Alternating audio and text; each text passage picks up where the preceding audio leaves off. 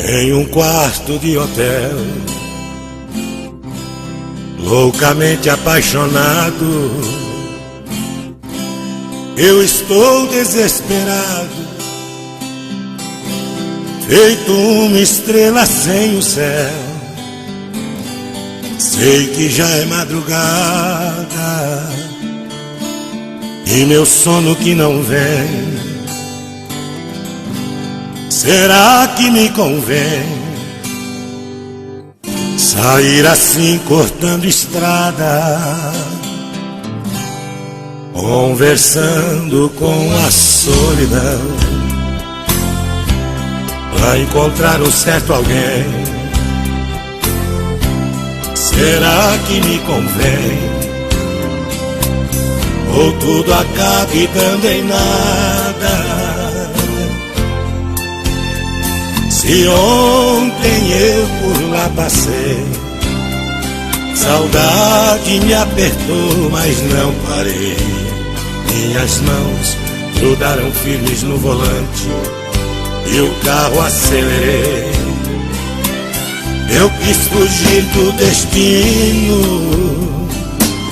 fugir da realidade, e sufocando a saudade, aquela cidade fui deixando pra trás.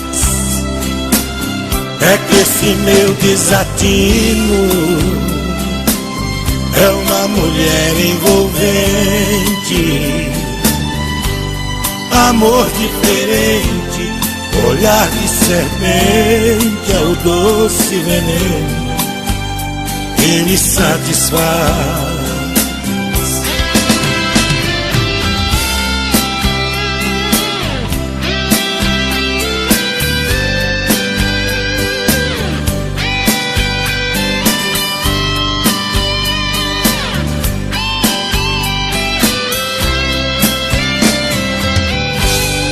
Conversando com a solidão, pra encontrar um certo alguém.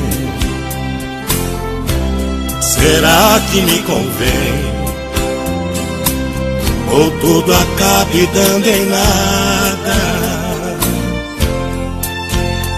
Se ontem eu por lá passei, saudade me apertou, mas não parei. Minhas mãos grudaram firmes no volante e o carro acelerei. Eu quis fugir do destino, fugir da realidade,